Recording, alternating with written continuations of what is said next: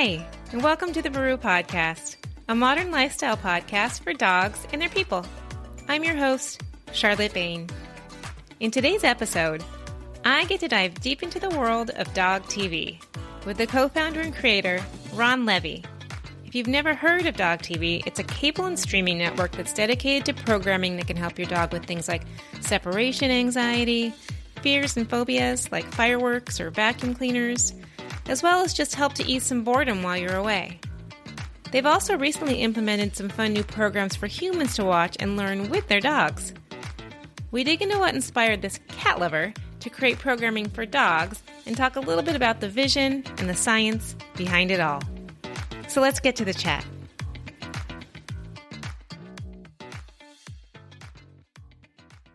Hey, nice to meet you. Nice to meet you too. So thank you for joining me today. I'm really excited to talk to you because I think that DOGTV is such a unique concept, and we know more than ever that canine enrichment, especially mental enrichment, is equally as important as physical exercise for the well-being of our dogs. So I want to jump into the science of it and learn more about DOGTV, but first I really want to know about your inspiration and your background. Sure, absolutely, Charlotte. My name is Ron Levi. I'm the founder and chief content officer of DOGTV, which is a TV channel for dogs. I wasn't always a dog person. I came from the TV industry in Israel. So is my co-founders. We kind of created a lot of different TV shows. I was a host, a writer, an editor of different shows. I wrote The Amazing Race. I did a lot of TV in Israel.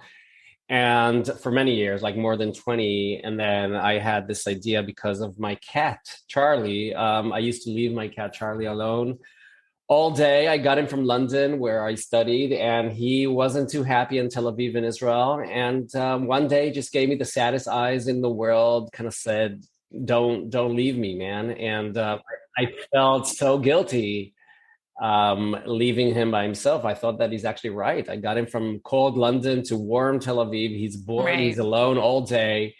It's not cool. I needed to do something. This was a long time ago, maybe 15 years ago. And I started to play with the different ideas, different styles of music, and saw what he reacted to most. And then I downloaded some stuff from a new website called YouTube. It was new back then. Yeah.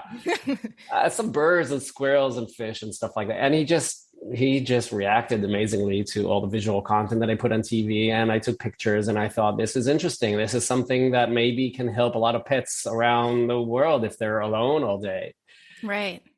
That was the initial idea. It turned into dogs. With dogs, there's a bigger need. Dogs are not cool being by themselves. Cats are a little bit more independent. Most cats are okay being by themselves. Charlie wasn't, but most cats are. And with dogs, it's a real big thing. And they needed something. Plus, it was already a concept that was out there. I mean, a lot of people already left TV or radio music on for their dogs.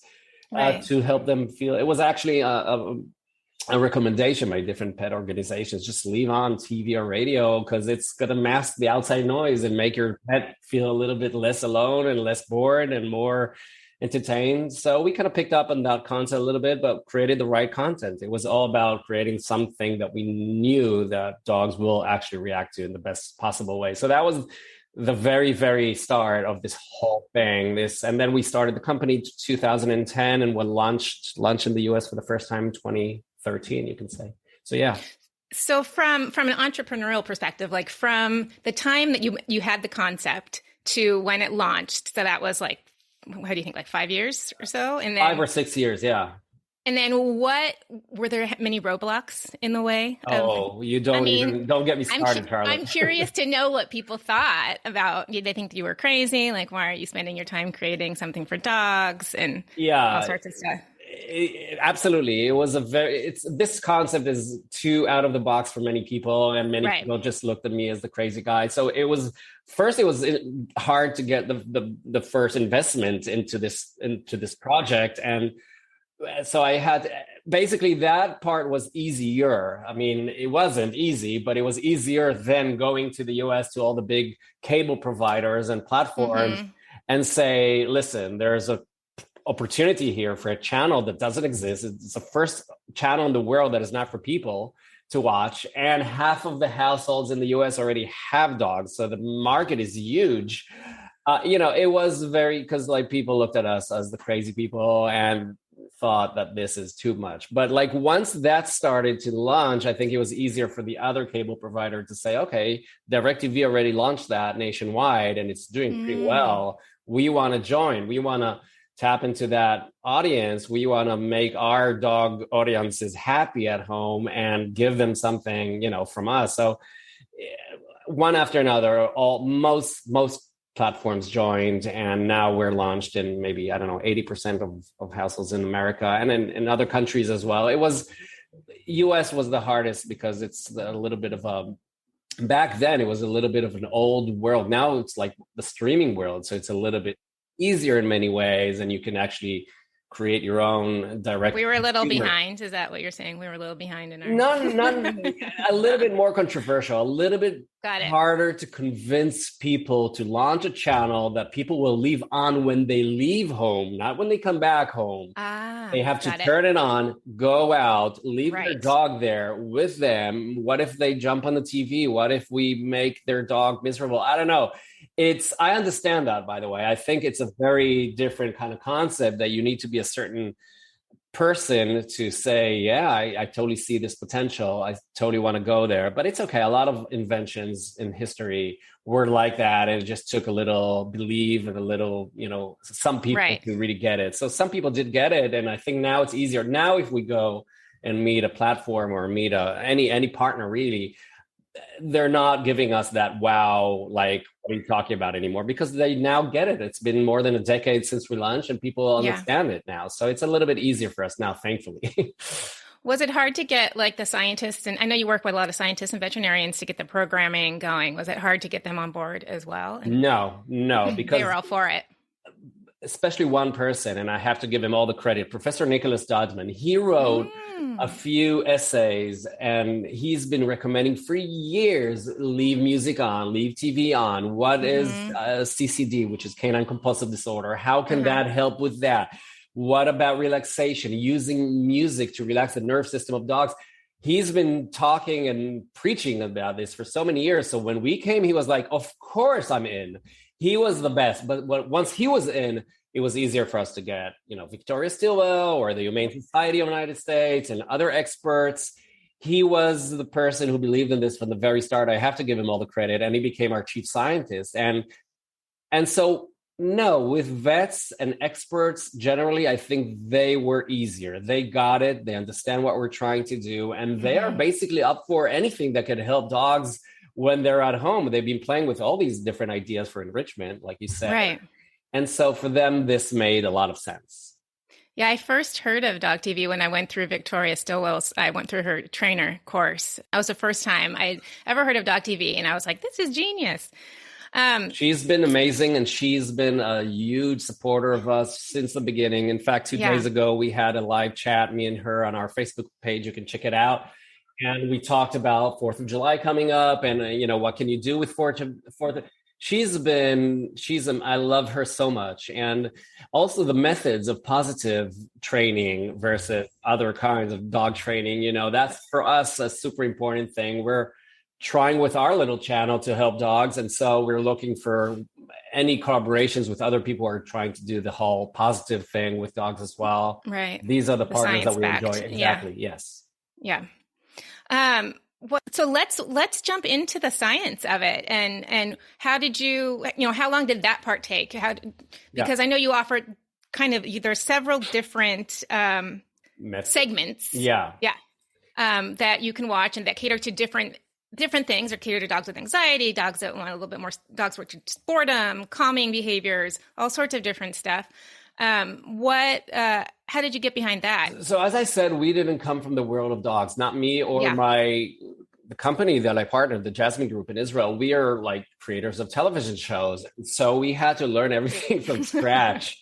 And it took time. It took, I would say, 3.5 years of studying dogs, because we didn't want to just shoot content and launch it. No. It's not the serious way to do it. You need to back it up. You need to work with great experts. You need to create the right content. You don't want this to be treated as a gimmick or something like that. You want to use your content to help dogs. So that is a lot of responsibility and a lot of studying. So we had to study 68 university studies from around the world that has been done about visual content, auditory content, what music dogs, relaxes dogs, stuff like memory, behavior, day cycle of pets, stuff like that we had to really learn and take into account when we started to create the content. And we learned a lot because, we're the first channel to do something like that, but people have been trying different stuff on pets for years. Like there's a huge study came out in 1986 by a scientist in Oxford University called Richard Deef. And he really tried a lot of things. They wanted to see what dogs react to, what kind of visual content they react to most. And he learned, a lot of great things that we actually used in our programming about dogs reacting to other pets and what pets, what animals, like a lot of movements, and we can dive into that if you want. I actually do, if you don't mind. Yeah. So, no, absolutely. So basically the general thing was, first of all, what dogs need. Dogs need when they're home alone, and they needed relaxation, which is content to keep them calm and relaxed when they're home by themselves so they won't chew on the couch or their shoes or bark all day. They needed stimulation, which means basically the dogs can't be too chilled. If they're more relaxed than 16 hours a day, they're going to have some behavioral issues. So they need to be mentally and physically stimulated. And they need exposure, which is basically desensitize them to different scary things that they may encounter in the day-to-day, like vacuum cleaners, thunderstorms, fireworks, 4th of July, all that good stuff. Right. How can we use our little TV screen to desensitize dogs? And so these are the three main categories: stimulation, relaxation, exposure. And then we started to dive into what each of these means. So with stimulation, we learned that dogs are super sensitive to motion. Anything that moves really fast, they're going to trigger it. I mean, if there's a bunny standing 400 feet from them, still they won't be able to see that bunny because their visual acuity is not great. But if the bunny stands 900 feet and it moves, the dog will see it. So they detect motion amazingly. And we started to create a lot of moving stuff. It could be animation that we started to play with, or just running animals, a dog from left to right, anything that moves fast, dogs react to best. And they love seeing other dogs. So there's a lot of dogs swimming, jumping, playing, fetching, stuff like that on our story.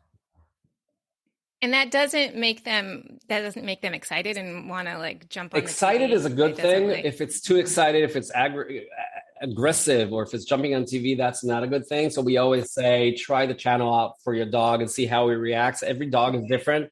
There are some dogs who might get too crazy hearing certain sounds, doorbells, squeaky sounds, stuff like that. If your dog is too aggressive or jumps on TV, maybe DOGTV is not for you. In fact, after a decade, we never got any complaint about dog breaking a TV or something like that. I'm hoping we won't get after this interview. But so far, well, there's also so many. There's so many options. You could probably choose if that's not the right choice for your dog. True, and now that with technology, now we offer like on our platform on OTT, which is on demand. You can just choose relaxation, choose stimulation, whatever is right for your dog. And some dogs, this is a lifesaver because they're hyperactive, they're going crazy all day, and their parents just leave on super relaxation content, and all of a sudden we get all these emails that my dog is super relaxed and no more separation anxiety and stuff. That's the best to read, so it's amazing. So stimulate, and it's all about how they also see. We don't just film dogs swimming. We know that dogs see certain colors. They don't see like us, and we studied that for many years. And so we basically color all of our content in order to make sure that the dogs will actually be able to see it, because vision is not their primary sense. It's their third sense after smell and hearing. So how can we, and we're a TV channel, so it's a little bit challenging in a way. So what can we do? We have to make them. There's no smell TV yet. Yes. I'm dying, Charlotte, to do smelly vision. I think it'll be great. That would just be. I think that's a little super creepy, but yeah. Maybe. But maybe I'm behind the times. I don't know. Maybe one day we'll have smelly vision and smell bacon coming from your TV. I don't know. But until then, we have to do our best to make the visual content stand out, and we're working hard on that. We have cinematographers, on their knees shooting point of view of dogs. We have all these movements. We have stuff like contrast, brightness, size of objects, everything that we take into account, and colors. Yeah. Dogs see blue, yellow, shades of gray, black and white. We have to take that into account when we film everything. So we're really trying hard to cater to dogs' vision and everything that we know that we basically learned about how they see the world. So that's stimulation. Relaxation basically has a lot of relaxing objects, a lot of relaxing dogs, a lot of landscapes, a lot of scenery, a lot of things without dogs at all, but it's just beautiful landscapes and stuff. And then we give them music, which is called psychoacoustic music, which is relaxing music, classical music, but designed in a simple way so dogs can actually relax to it. It's kind of baby music kind of thing, very simple piano and cello and harp kind of sounds and music. And we have 9 musicians that we work with, and they write and compose all the music for DOGTV. Oh, they did? That is so amazing. I just love it. And what's amazing, and we tested it, and we saw that 76% of all dogs actually fall asleep or get really relaxed. We put a little activity monitor on them, and we actually saw their heart rate going lower, slower. And so we're very proud of relaxation. It really can help a lot of, decrease stress and stuff like that. And we have positive affirmations like kids in the background saying, "Don't be afraid, doggy. It's just fireworks. It's just thunderstorms," stuff like that. So dogs, so we have that. That is so cute. And then the third category is exposure. And that's really very useful for 4th of July and other. And even if your dog is not afraid of fireworks, but he might not be a fan of a vacuum cleaner or a washing machine or construction sounds that you have next to your house right now. Right. These things are natural. They can really get their dog too scared. And what do? So noise phobia is a big thing. We're basically creating all these shows that we're showing construction noises or construction sites, and we have vacuum cleaners, we have washing machines, we have fireworks, we have thunderstorms and cars and strangers and all these things that we know that dogs are afraid of. We put them on the television. We give relaxing music to acclimate them to these elements. We give the sound of fireworks, but very low in the background so they won't be terrified. Over time, we gradually increase the sound, the volume, so they're gonna get used to it. And when 4th of July does come, they're like, okay, I'm already used to this. I'm chilled, It's a method of it's based on a study from Belfast University in Ireland, and they did this for years with 2 groups of puppies. One, they actually desensitized, the other they didn't, and they saw that over time the group of puppies that were desensitized grew up to be very mature and safe and confident dogs, unlike the others. So this was a big scientific study that we actually worked with, and basically we, and with humans, it's the same. If you're scared of an elevator, the shrink will tell you, being stuck in an elevator for a month and you'll get over it, desensitizing. But slowly, maybe don't just maybe don't just go get in an elevator. We want to do this slowly and carefully to not cause any more psychological damage that's already happening. That's right. That's correct. That's correct. Yeah. So basically it's the same concept generally. Yeah. And with the music and with the kids in the background, don't be afraid and stuff like that. We see the dogs, not only they're not terrified from these elements on TV, they actually get acclimated to them. And so it's probably my favorite content category because we feel that we're actually making a change here. This is important. It's a method of, training almost. And so, and all these experts that we mentioned are working with us on this. We're never going to do anything like this by ourselves. They're overviewing everything that we're doing. It takes a big team. Where do you find the dogs for the programming? Do people just submit? Is it like just dog owners, or that you put out a memo that you need dogs to sign up? Pretty much. Yeah, I mean, it's easier than you would expect. We just do a casting call right now, and we did one here where I am right now, which is Hoboken, New Jersey, and we did one on the local blog called Hoboken Girl, and we just said, you want your dog on TV, and then we started getting so many dogs, and then look over the pictures. We want to make sure that we have a lot of different kind of dogs, a lot of mutts, which is super important for us, a lot of elderly dogs, which is super important for us. We're not just taking the good looking puppies. Like you, Chance, you're an elderly mutt, and we love you. My dog is an elderly mutt, and he's really? Let's do it. Yeah. Let's do it. He's pretty chill though. show is good. I mean, we don't need training. We don't need TV stars for this. It's a channel for all dogs. So we want to feature all dogs, all kind of dogs on the channel as well.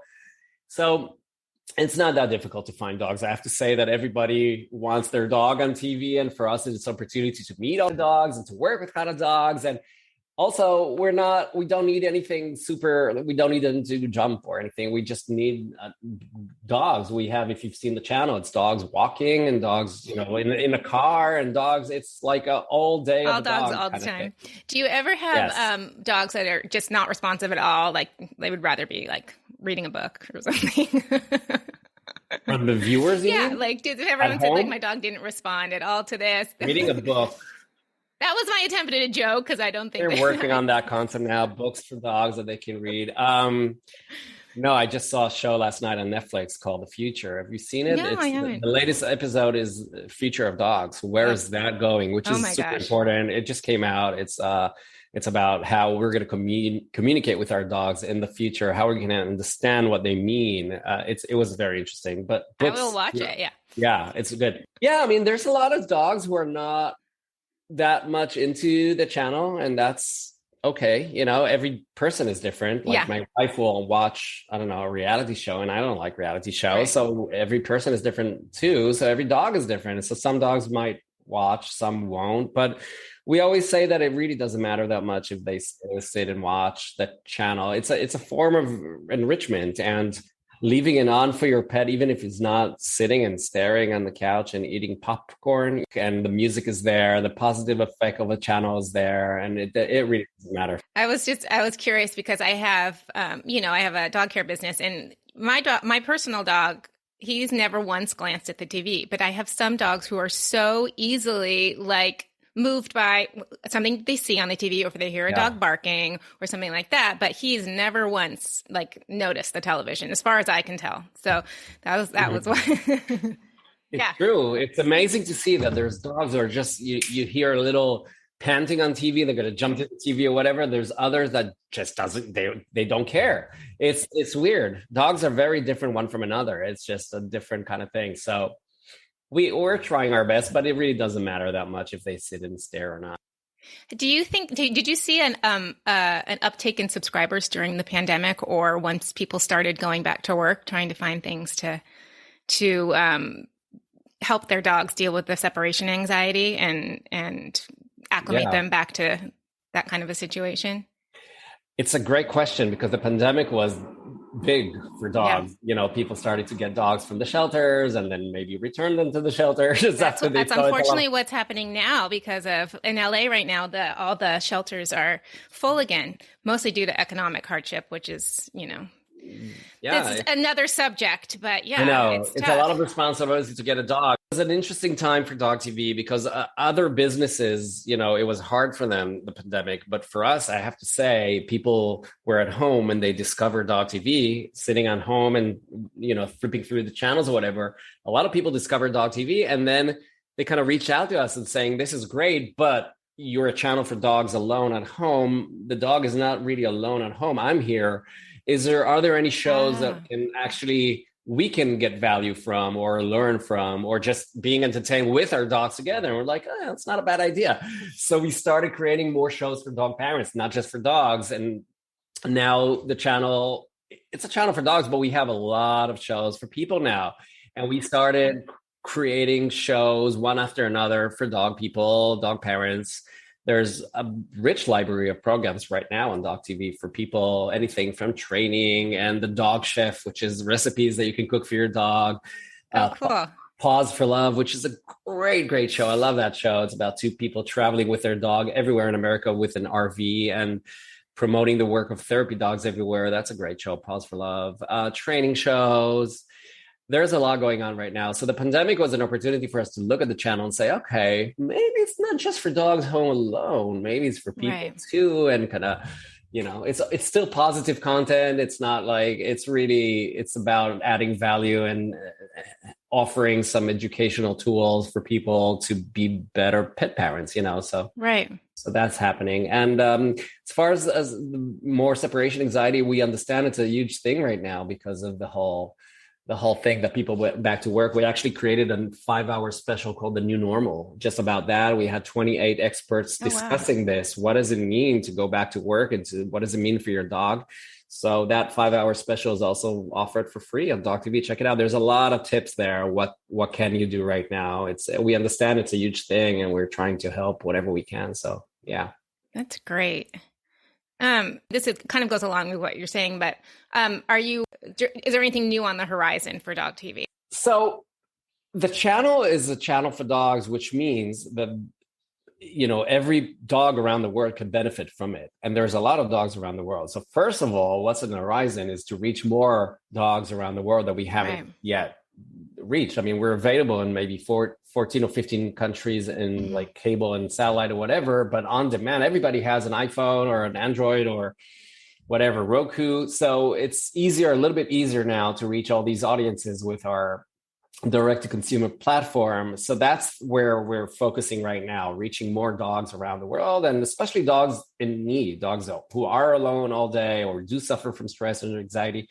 So that's number one. Number two, as I said, we're creating more shows for dog parents right now, and we're working hard on that. It's a different ball game. It's different kind of content. It demands more resources and stuff like that. Right. We're working on that. And basically looking at the whole enrichment thing. How can we help more? What are we missing here? How can we, how can dogs benefit from DOGTV or services that DOGTV offer, and really make them better when they're home by themselves, happier, less stress? I mean, because there's such a big problem, the solution that we offered until now, we haven't done half of what we can, I think. So we're working on growing and helping more dogs around the world. That's basically what we're doing. And it's just it's endless work. There's a lot of work. I bet. It's like the most common question like people ask me is, when is Cat TV coming? I was going to ask you about that, but I know nothing about cats. Honestly, sad to say, I've been I'm sure you've seen one. They meow. I'm allergic to cats, and so much to the chagrin of my sisters, we never were allowed to have cats growing up, and so I never got to bond with them. But so I'm allergic to cats too, but I still had Charlie for 16 years. And he's still really the founder of DOGTV, Charlie the cat. I'm giving him all the credit, but I just couldn't get rid of him. I was in love with that cat. He's not with us anymore, but he's my best buddy ever. I love cats a lot. And actually, 2 weeks ago, we launched Cat Week. I think it's still there. Cat Week on DOGTV for the first time. I was so happy to do it. Yeah, That's there's great. A lot of cat content now on DOGTV with experts. It's great, right? It's awesome. I love cats. Cats are great. But yeah, we're trying our best with Cat Week to give something back for the cats as well. So I know that what was his name? You said Charlie. Charlie. His name? Charlie was your inspiration for DOGTV. Yeah. And do you are you a dog owner now?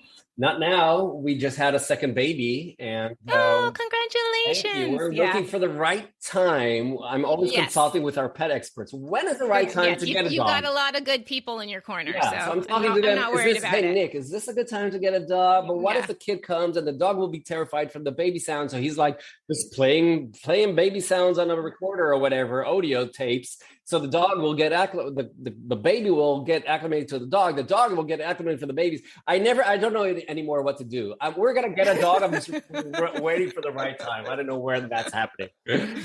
Well, I'm having Family Paws Official, which is a company that's dedicated to kids and dogs living harmoniously together on the podcast. So you can tune into that. In a few weeks. Good. You should talk to Nick.